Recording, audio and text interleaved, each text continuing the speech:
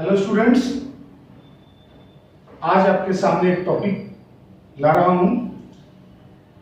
काफी useful topic है। Basic से लेके एडवांस्ड प्रोफेशनल्स सारे कोर्सेज में इस चैप्टर का यूज है।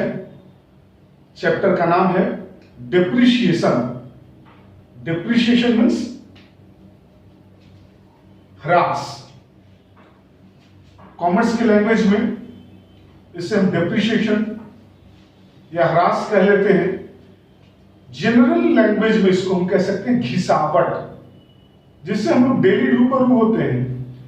आपने 6 महीना पहले एक नया मोबाइल फोन खरीदा होगा, आज देखते होंगे उसका वैल्यू क्या है, बेचने जाते हैं कम पता चलता है। क्यों? उसके पीछे एक वजह है घिसावट। आपने पिछले साल एक बाइक खरीदी होगी, आज सोचते हैं आज उसको सेल आउट कर दे। 50,000 60,000 की बाइक है, आप उसे सेल करते हैं, समय पता चलता है कि भाई उसका वैल्यू हो गया 45,000। क्या कारण है? घिसावट। इसके अकाउंटिंग ट्रीटमेंट के बारे में इस चैप्टर में हम लोग जानेंगे। पहले चलिए डिफाइन कर लेते हैं कि भाई अकाउंटिंग स्टैंडर्ड 3 के हिसाब से, according to accounting standard 3, what is depreciation mean? तो depreciation means decrease in the value of fixed assets due to daily use, wear and tear, obsolescence, new inventions, accidents, lapse of time, etc. यानी लगातार प्रयोग होने के कारण, उतार चढ़ाव के कारण, घिसावट के कारण, नए आविष्कार हो जाने के कारण, किसी स्थायी संपत्ति के मूल्य में जब कोई गिरावट आती है, परमानेंटली गिरावट आती है, उसे हम डेप्रिशिएशन कहते हैं। यहां दो बातें जान लेने की है, एक परमानेंट गिरावट और एक होता है फ्लक्चुएशन। फ्लक्चुएशन मींस कभी दाम बढ़ भी जाएगा, कभी दाम घटेगा भी, फ्लक्चुएशन है। और depreciation means constant fall in the value of fixed assets. मतलब एक बार आपके एसेट्स का दाम गिरा तो भाई वो फिर गिरते चला जाएगा, बढ़ेगा नहीं। आपने अगर कोई लैपटॉप खरीदा होगा, मैं फिर से उदाहरण दे रहा हूं, 3 साल पहले अगर 40,000 रुपीज में, आज आप बेचने जाते हैं 25,000 भी ठीक से नहीं मिलेगा। क्यों? क्योंकि लगातार उसका दाम गिर रहा है, बढ़ नहीं सकता है और नहीं फ्यूचर कभी बढ़ेगा। So depreciation means decrease in the value of fixed assets. उसके बहुत सारे कारण हैं। क्या कारण है? Number 1 regular use, wear and tear, obsolescence, accidents, new inventions, नया नया टेक्नोलॉजी आ गया, भाई पुराना ऑब्सोलीट हो गया, regular repairs, etc. And what are the objects of charging depreciation? हम लोग लगाते क्यों हैं? आप कहेंगे सर डेप्रिशिएशन क्यों लगाना, है ना? हमारे पास मोबाइल है तो भाई सबसे पहली बात है कि जो भी आप फाइनेंशियल स्टेटमेंट बनाते हैं, बैलेंस शीट बनाते हैं, तो उसमें आज सपोज 2019 में अगर आपने कोई फिक्स्ड एसेट्स खरीदा जनवरी में, तो आपके दिमाग में एक बात आती है कि भाई सर उसे बेचें 31 दिसंबर में या ना बेचे, लेकिन उसका वैल्यू बना कितना बचा। तो जो वैल्यू आपका 2019 के 1 जनवरी था वो तो रहेगा नहीं, वो क्या हो गया? घट गया। तो क्या है कि किसी भी एसेट्स के साल के अंत में कितना वैल्यू हुआ ये जानने के लिए, नंबर 1। नंबर 2, जब आप बैलेंस शीट बनाते हैं, फाइनेंशियल स्टेटमेंट बनाते हैं, तो उसमें आपके एसेट्स का क्या वैल्यू है, कितना फाइनल प्राइस हुआ, वो जानने के लिए। Number 2, to write down the actual value of the fixed assets in the book value और बैलेंस शीट।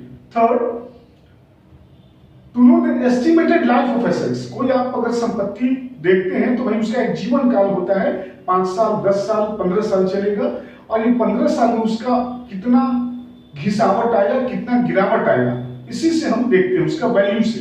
तो डेप्रिशिएशन मींस हम लोग जब तक प्रॉफिट एंड लॉस में उसको डेबिट नहीं करते हैं, उस एक एस्टिमेटेड अमाउंट को, परसेंटेज को जब तक हम लोग घटाते नहीं है निश्चित दर से, तब तक आप उसका लाइफ नहीं जान पाएंगे। सपोज अगर आपने 10 साल पहले कोई मारुति अल्टो खरीदी 4 लाख रुपए में, आज आप देखते हैं कि उसका दाम 40-50 हजार कोई वैल्यू है, तो क्या है भाई, वो हर साल 10% यानी 4 लाख का 40,000 हर साल गिरते चला जा रहा है।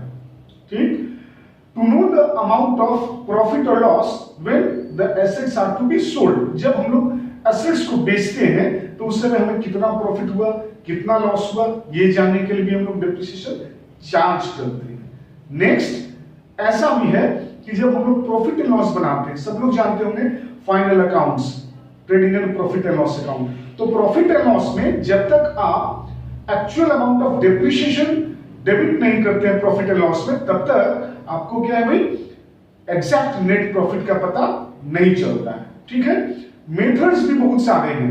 मेथड्स क्या है, फिक्स इंस्टॉलमेंट मेथड, जिसको आप ओरिजिनल कॉस्ट मेथड या स्ट्रेट लाइन मेथड के नाम से भी जानते हैं। दूसरा है रिटन डाउन वैल्यू मेथड, जिसे आप रिड्यूसिंग बैलेंस मेथड के नाम से भी जानते हैं। थर्ड है sinking fund, depreciation fund method, insurance policy method, changes in the rate of depreciation method. तो बहुत सारे मेथड्स हैं, लेकिन हम लोग प्राइमरीली पहले एक दो सीख लेते हैं कि भाई what are the accounts to be open, यहां कौन कौन से खाते खोले जाएंगे। तो फर्स्ट ओनली जो भी आपका एसेट्स दिया है, like plant and machine, furniture and fixtures, boilers, इस टाइप के अकाउंट्स हम लोग को खोलने हैं। तो कैसे उसका अकाउंटिंग ट्रीटमेंट होगा ये देखिए। तो जब भी आप कोई फिक्स एसेट्स बनाते हैं तो उसमें क्या है भाई, अब सपोज 50,000 रुपीज की आपने कोई मशीन खरीदी, तो 50,000 की आपने जो मशीन खरीदी, कब, ए लिमिटेड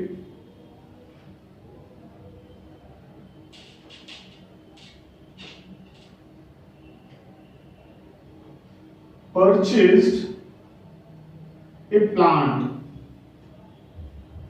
purchase a plant, और बढ़ते हैं फॉर रुपीज 50,000, है ना। चलिए एक एग्जाम्पल हमने लिया है, वो एग्जाम्पल क्या है, ए लिमिटेड परचेज ए प्लांट और मशीन, ठीक है, एक सेम है, फॉर रुपीज 50,000, एज्यूम्ड अमाउंट है, ए लिमिटेड ने 50,000 रुपए का प्लांट खरीदा, कब, ऑन 1 जनवरी 2017।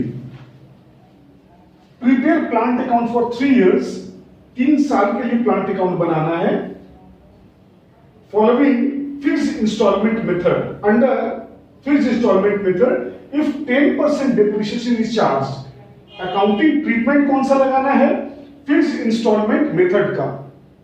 फिक्स्ड इंस्टॉलमेंट तो मेथड कौन सा है कि ए लिमिटेड ने परचेज किया है प्लांट 50,000 रुपए में, 10% डेप्रिसिएशन लगाना है, फिक्स्ड इंस्टॉलमेंट मेथड, और 3 साल के लिए आपको अकाउंट्स बनाना है। जब भी आप कोई अकाउंट्स बनाए, ध्यान रखना है आपका अकाउंट्स का ईयर ऑफ स्टार्टिंग और ईयर ऑफ एंडिंग क्या है।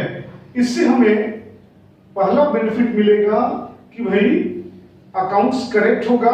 दूसरा, जब आप प्रॉफिट या लॉस फाइंड आउट करेंगे तो ये डेट आपको वहां हेल्पफुल होगा। सपोज आपने अगर जनवरी में प्लांट परचेस किया, अक्टूबर में बेचने जा रहे हैं, तो 9 मंथ्स का डेप्रिसिएशन चार्ज करना है। अगर आप अप्रैल में खरीदे और फिर अगर आप सितंबर में बेचने जा रहे हैं तो कितने दिन का लगाएंगे, ये सब डेट को खास करके मेंशन रखना है। इसलिए अकाउंट्स आर क्लोज्ड ऑन 31 दिसंबर और 31 मार्च कब दिया हुआ है, हर क्वेश्चन में क्लियर कर लेना है आपको, ये बेसिक क्वेश्चन है।